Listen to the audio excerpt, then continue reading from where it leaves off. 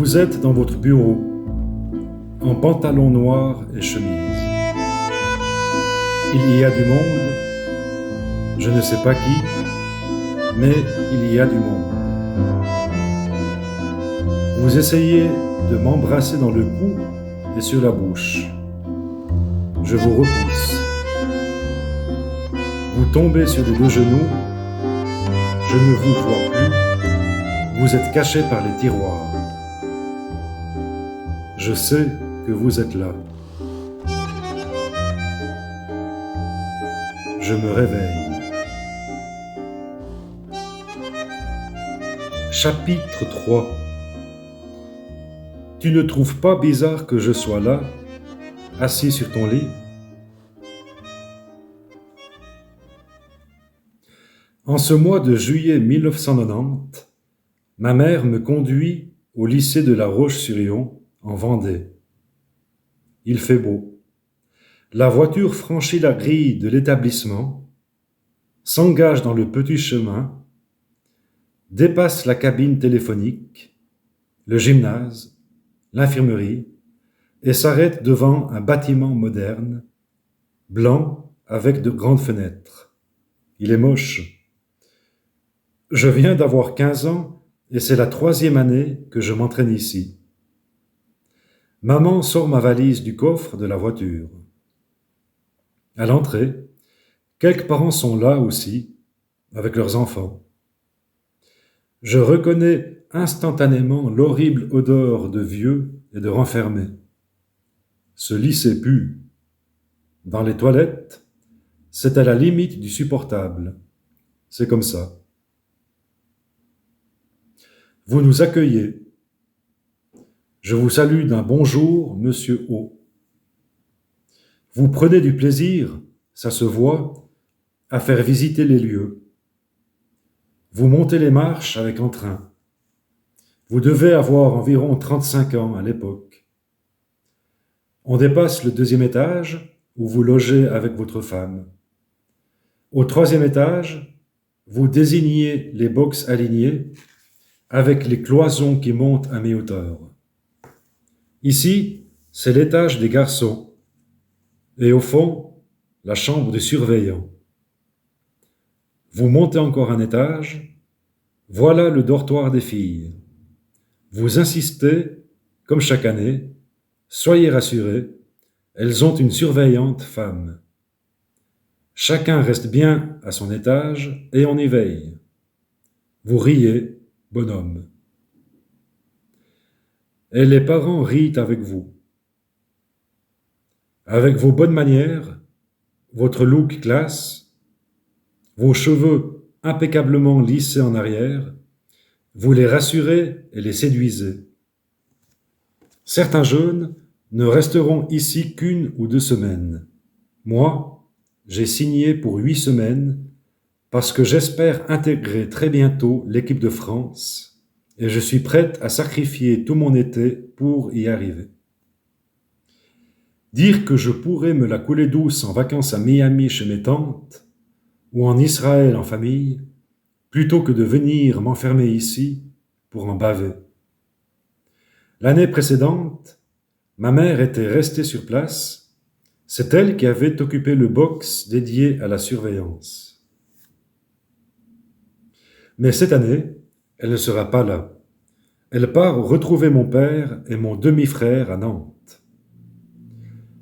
Je rejoins le box qui m'a été dévolu, tout au fond de la grande salle.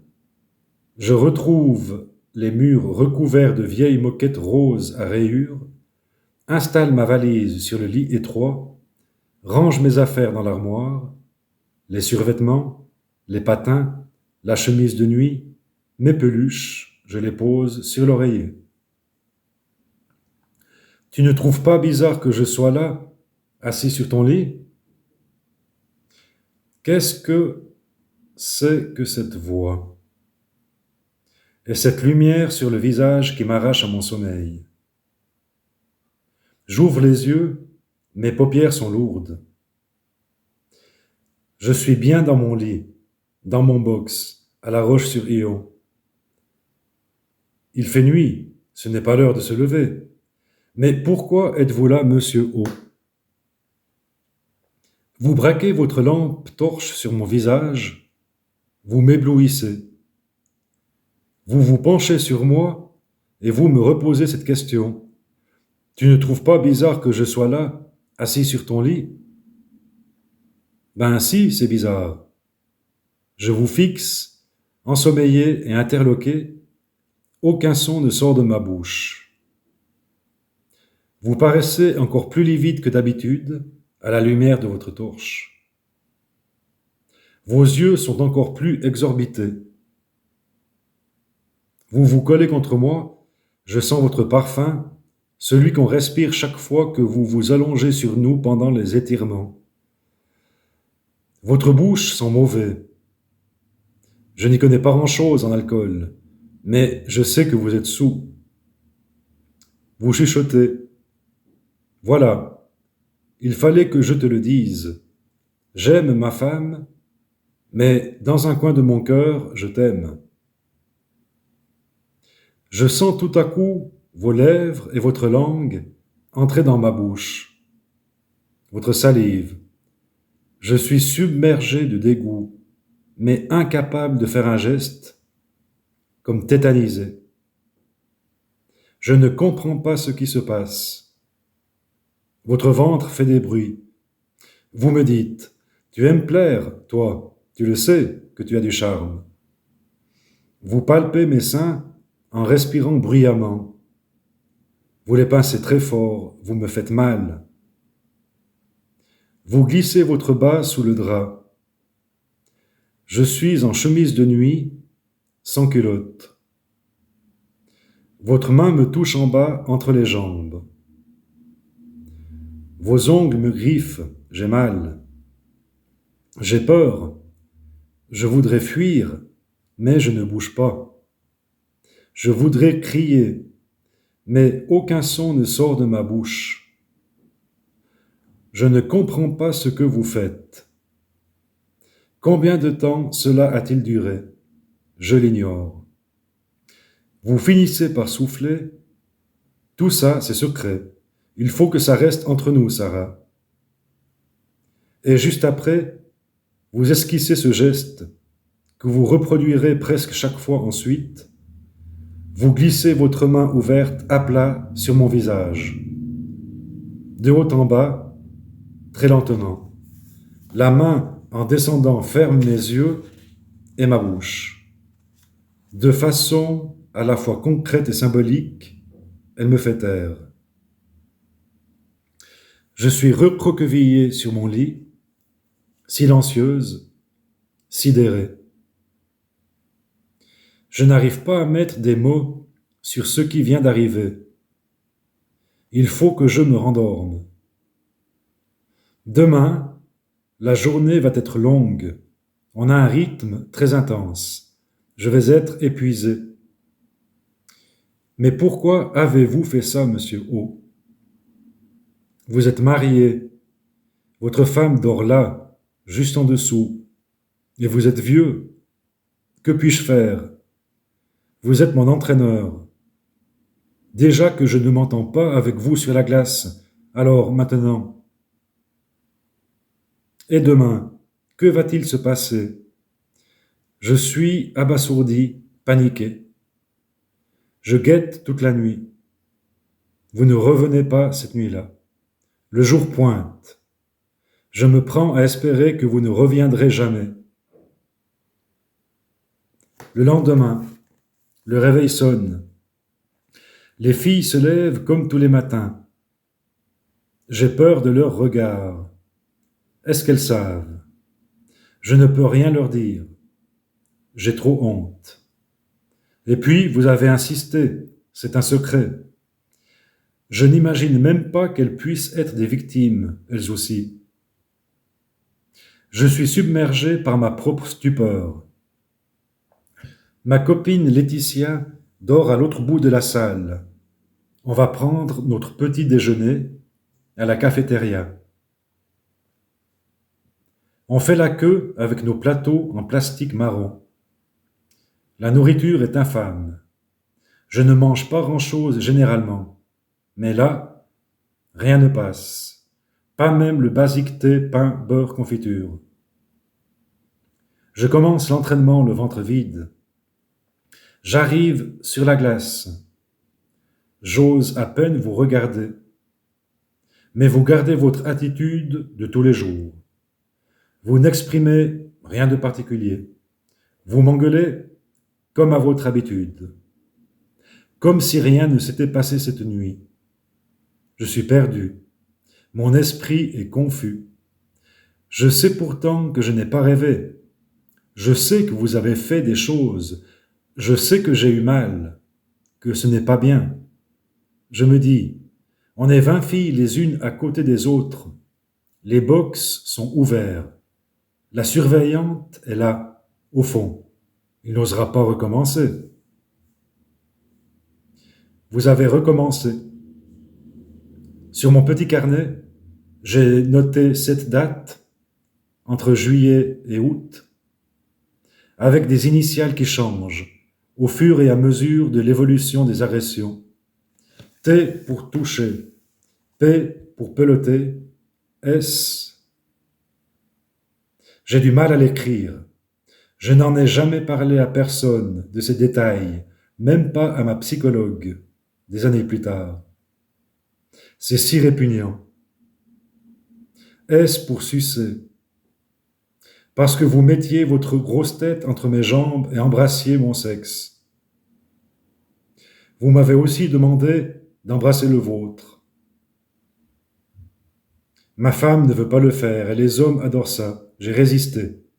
Je n'ai jamais fait le moindre geste.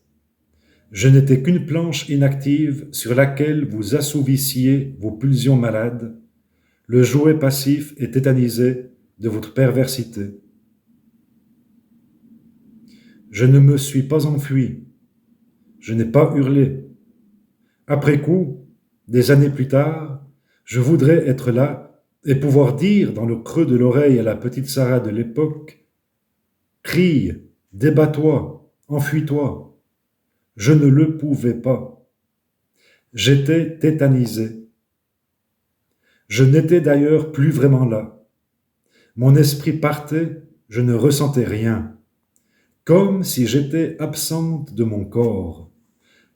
J'ai appris depuis que c'est une forme de résistance courante chez les victimes dans les situations de grande violence.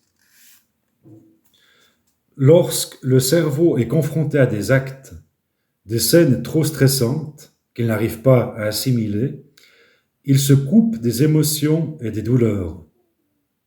On appelle cela la dissociation traumatique. La psychiatre Muriel Salmona, dont j'ai lu avec attention les écrits depuis, l'explique très bien sur le site de son association Mémoire traumatique et victimologie. La dissociation traumatique est due à un mécanisme neurobiologique de sauvegarde exceptionnel mis en place par le cerveau de la victime pour survivre à un stress extrême. Les violences, par leur caractère impensable, produisent un état de sidération qui, en paralysant les fonctions mentales supérieures, rend incontrôlable la réponse émotionnelle. Le choc entraîne une déconnexion de la victime avec ses perceptions sensorielles, algiques et émotionnelles, avec une anesthésie émotionnelle.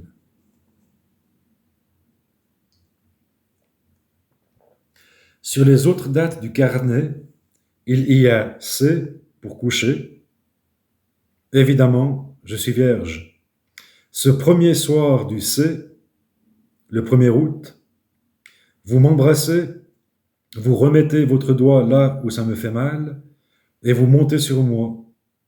Vous me demandez, il n'y a eu personne avant moi, hein? Ça vous excite. Ce que vous me faites, monsieur O, je ne savais même pas que cela existait. Cet été-là, je viens d'avoir 15 ans et je suis encore très naïve. J'ai déjà embrassé un garçon de mon âge une fois, mais je ne sais pas comment on fait l'amour. Mon corps clinique de patineuse, je l'envisage essentiellement, depuis que je suis toute petite, pour ses capacités de résistance, de discipline et de dépassement de soi. Je suis une oie blanche élevée dans une bulle dédiée au sport. Après m'avoir pénétré, vous commentez juste, l'air surpris, tu n'as pas saigné. Je ne sais même pas pourquoi vous dites ça. Vous n'utilisez pas de préservatif.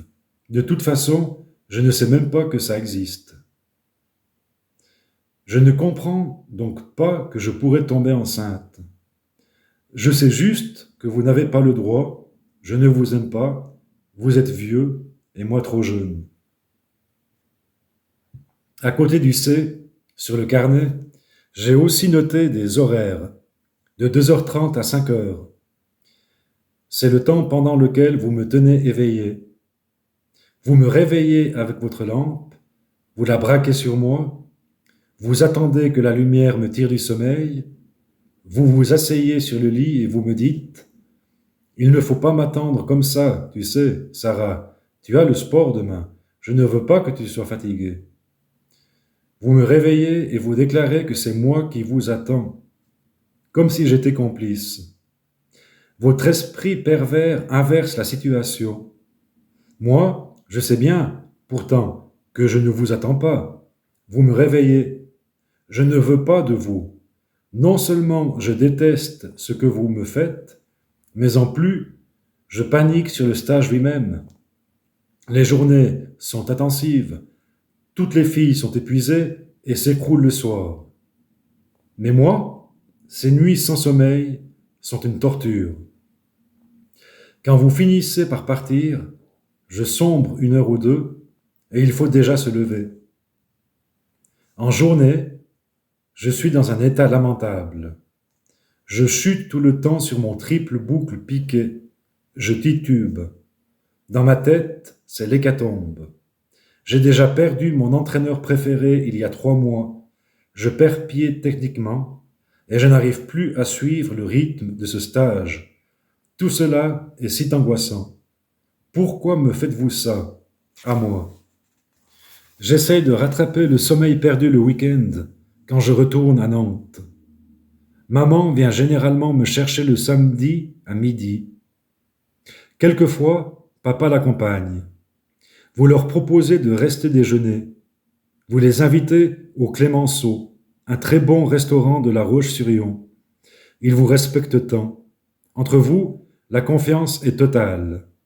À Nantes, on s'entasse dans le petit appartement de la boîte de nuit que gère mon père. Quelquefois, je dors à côté, chez tonton James et Tata Cole, pour éviter le bruit de la musique. On mange bien, on rit ensemble, on est une famille très aimante et unie. Mon frère est DJ. Il se met à la cabine de disques, je prends le micro et je chante. J'adore tout particulièrement la chanson de Lio, Les brunes comptent pas pour des prunes. Est-ce que j'ai chanté comme d'habitude cet été-là? Suis-je plus fatigué, triste ou effacé? En tout cas, personne ne remarque rien dans la famille. Et je ne confie rien. Comment dire? Papa, maman, le patron de la patinoire et tout-puissant manager du club, mon entraîneur, celui que vous estimez tant et qui tient entre ses mains mon avenir de championne, vient me voir la nuit pour faire des choses dégoûtantes. Mes chers parents, vous avez tout sacrifié pour moi. Vous avez déménagé, mis en sourdine votre vie de couple, renié sur vos loisirs, dépensé tout votre argent, et on va tout laisser tomber maintenant? Et ensuite, il aurait fallu décrire ces trucs immondes qu'il me faisait. Je ne l'ai même pas envisagé. Je sais que la plupart des victimes, surtout jeunes, se taisent. J'ai lu depuis comment les psychologues expliquent ce silence, la surprise, l'état de sidération, l'ascendance de l'adulte sur l'enfant, surtout s'il est en situation de pouvoir. La honte, la difficulté même à mettre des mots sur ce qu'on vit, la peur, J'ai ressenti tout ça. En partant, vous disiez toujours, c'est un secret entre nous, Sarah. J'ai gardé le secret, monsieur O. C'est douloureux, 30 ans plus tard, de se dire qu'on a été enseveli aussi par son propre silence. Le dimanche soir, maman me ramène. Il vous arrive de lui proposer de passer la nuit sur place, dans un autre bâtiment que le mien, évidemment. Mi-août. Le stage se termine enfin, et comme tous les ans, nous organisons un gala de clôture devant les habitants de la ville et nos parents. Ce soir, pour moi, signe la fin du cauchemar. J'ai préparé 2 exhibitions spéciales en hommage à mon ancien entraîneur, celui que vous avez viré, celui dont l'absence est si cruelle, Jean-Christophe. J'ai décidé de patiner sur ses musiques préférées, celles qu'il mettait tous les matins en musique d'ambiance, avant d'enchaîner sur les programmes. Sale bonhomme, chanté par Claude François, et Sacrifice d'Elton John. Ça ne s'invente pas. Quand je revois la vidéo, j'ai le cœur serré. Je porte une combinaison toute blanche. Je patine avec une telle intensité, une telle émotion. Ce que je vois sur la glace est un cri, un appel au secours. Avec mon corps, j'exprimais ce que je ne pouvais pas formuler. Les spectateurs ont senti l'émotion. J'étais ovationné, mais évidemment, personne n'a compris le message. Et Jean-Christophe, à qui était destiné cet appel, ne l'a jamais reçu. Après le spectacle, nous partons nous coucher. Ce soir-là, je pense être tranquille, dormir enfin. Mes parents sont à la patinoire en train de boire un verre avec les autres spectateurs, et donc avec vous. Je me trompe. Vous surgissez dans mon box avec votre lampe torche. Vous avez prétexté devoir faire un aller-retour pour nous surveiller. Vous me prenez le bras, vous chuchotez. Viens, ce sera plus tranquille. Vous me poussez dans un renfoncement. Près des toilettes, vous faites vos affaires. Quand vous me lâchez, vous rejoignez la patinoire et ses lumières. Sans doute avez-vous bu un verre avec mes parents ce soir-là. Et sans doute vous ont-ils félicité pour ce stage réussi. À Paris, j'imagine que la vie va reprendre son cours normal. Je vais dormir en sécurité chez moi, dans mon lit. Vous ne pourrez plus vous approcher. Je vais oublier tout ça très vite. Mais, sur le petit carnet, les mois suivants, j'ai écrit d'autres dates, avec de nouveaux C en face. Parce que, de retour à Paris, vous avez continué, monsieur O. Un jour, en fin d'après-midi, vous proposez à ma mère de me garder 1 heure de plus à la patinoire. Vous estimez que je ne progresse pas assez, que je manque, dites-vous, de concentration, et pour cause. C'est vrai que je ne vais pas bien, techniquement, comme si je me sabordais. Vous précisez que vous me ramènerez en voiture à la maison. Une proposition comme celle-là ne se refuse pas. Ma mère est ravie. Elle vous sait gré de votre dévouement. C'est si gentil de votre part. Je ne peux qu'obtempérer. Au fond de moi, c'est la panique. Que va-t-il se passer? J'évite de rester seul avec vous dans le bureau. Sur la glace, vous m'entraînez une vingtaine de minutes. Allez, hop, on y va. Sarah, range tes affaires, je te ramène. Je délasse mes patins en silence sur le banc de bois, le corps gros. Il n'y a plus personne dans la patinoire. Je n'ai pas d'autre choix que de vous suivre. On marche dans le grand parking sombre pour récupérer votre voiture, une Opel grise. Vous démarrez, verrouillez les portes, la voiture s'engage sur la rampe, mais elle ne prend pas la direction de la sortie. Je réagis tout de suite. Ce n'est pas le bon chemin. Vous ne répondez pas.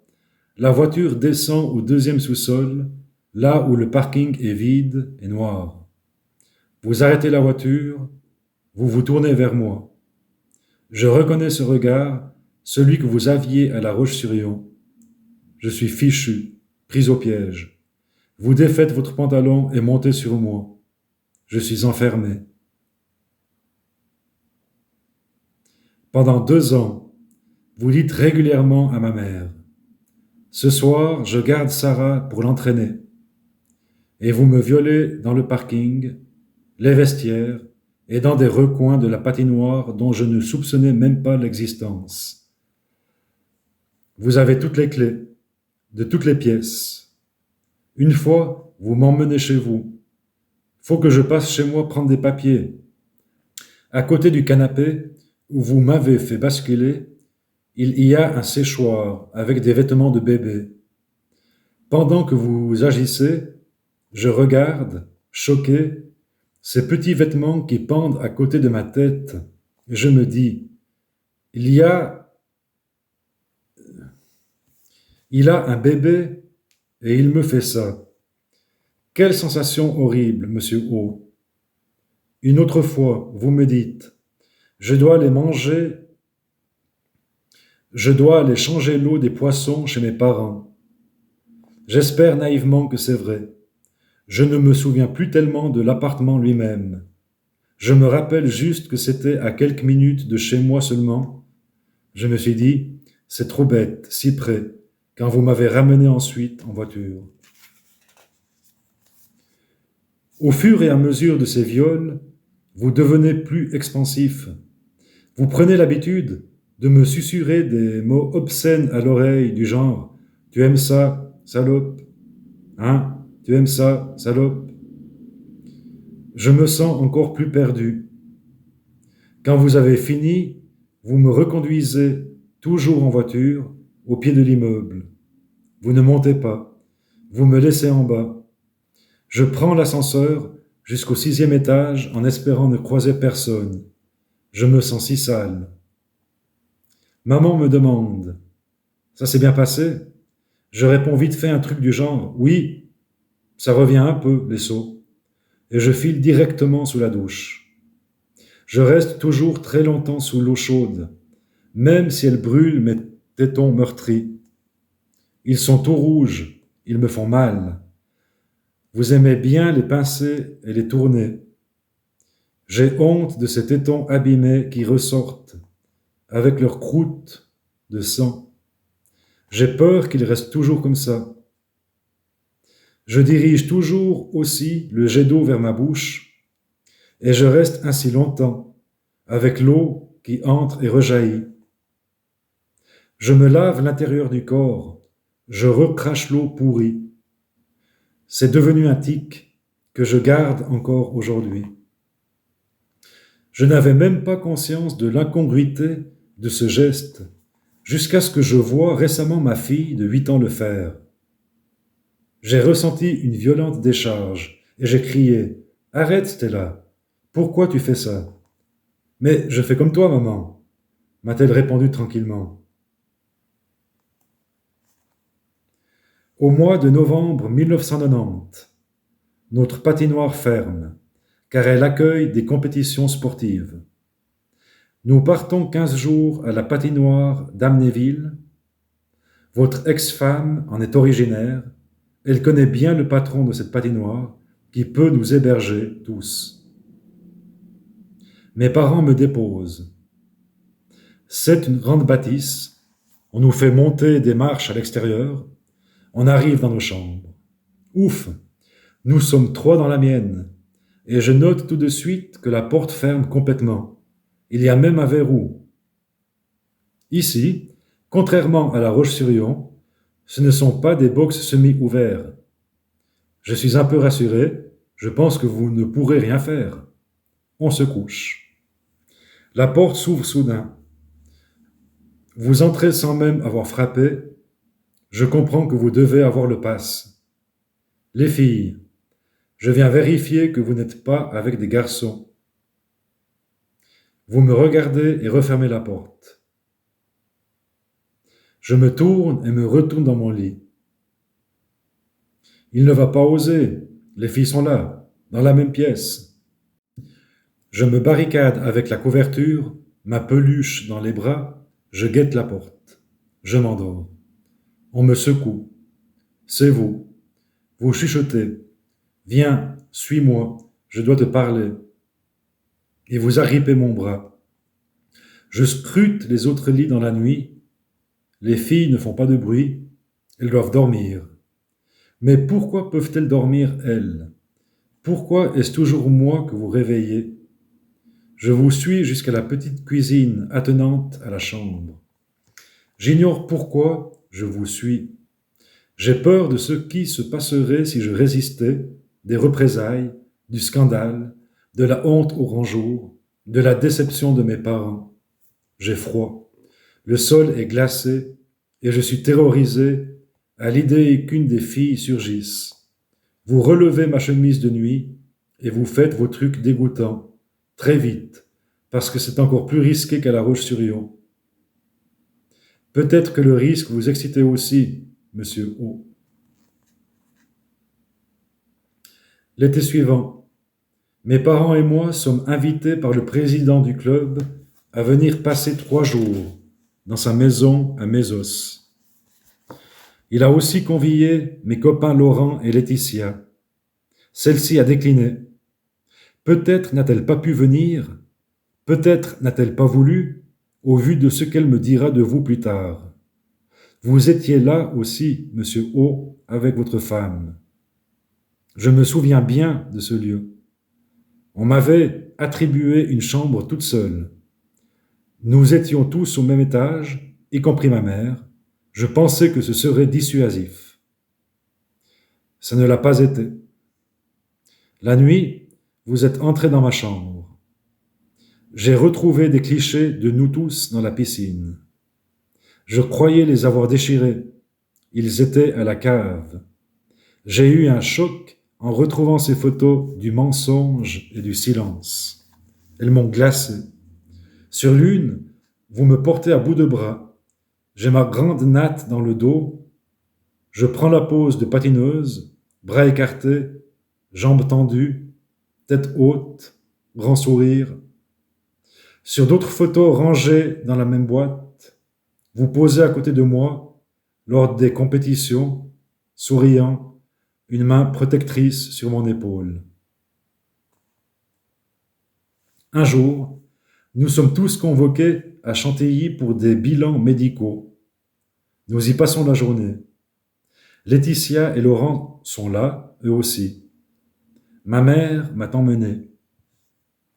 Elle attend dans les couloirs. Je suis l'une des dernières à passer. Vous arrivez, vous dites « ça va être encore long » et vous proposez de me ramener. « Non merci, c'est gentil, j'attends » répond ma mère. Vous insistez. « Mais non, allez-y Martine, avec tout ce que vous faites pour nous, je peux bien faire ça. » J'assiste impuissante à l'échange. Et ma mère finit par accepter. Dans la voiture, sur le chemin du retour, on roule en silence. J'espère encore, je me dis, il n'y a pas de parking. Il ne peut pas se cacher. Mais vous arrêtez la voiture devant une bâtisse. Je vois que c'est un hôtel. Vous me demandez de sortir de la voiture, de marcher jusqu'à la réception. Je pense, ils vont bien voir que je suis trop jeune, que ce n'est pas normal. Ils vont refuser. Mais non, le monsieur ne me remarque pas. Vous donnez même votre nom. Vous payez même avec votre carte. Vous n'avez pas honte de donner votre nom. Après avoir fait ce que vous vouliez faire, vous me ramenez chez moi. Je prends une longue douche et, tandis que l'eau pourrie ressort de ma bouche, je sanglote. Je ne me reconnais pas. J'ai perdu mon sale caractère de championne. Je ne sors plus mes triples sauts. Ma carrière part en vrille. Mon entraîneur abuse de moi. Il n'y a pas d'issue. Comment vais-je m'en sortir? Depuis que vous êtes mon entraîneur, tout va mal, monsieur O. Je n'ai plus l'énergie, plus envie de patiner. Je chute plusieurs fois à chaque compétition. J'ai la tête ailleurs. Vous m'avez bousillé, et cela se voit sur la glace. J'ai bientôt 17 ans. Je rêve d'être une championne, mais quelque chose est cassé. Je suis en perdition. Quand je revois les vidéos de cette époque, je mesure à quel point. Lors d'une compétition, je tombe 4 fois de suite, ce qui est énorme. J'ai le regard vide et les bras ballants le long du corps. Cela ne me ressemble pas. Jamais, depuis que je patine, je n'ai adopté ce type de posture résignée sur la glace. J'ai perdu ma combativité. Je suis complètement perturbé. C'est flagrant. Sur l'image, on vous aperçoit debout derrière la barrière. Vous assistez au désastre. Vous avez piétiné mon âme, Monsieur O, et ma carrière aussi. Mon moteur intérieur est coupé. J'ai perdu la foi.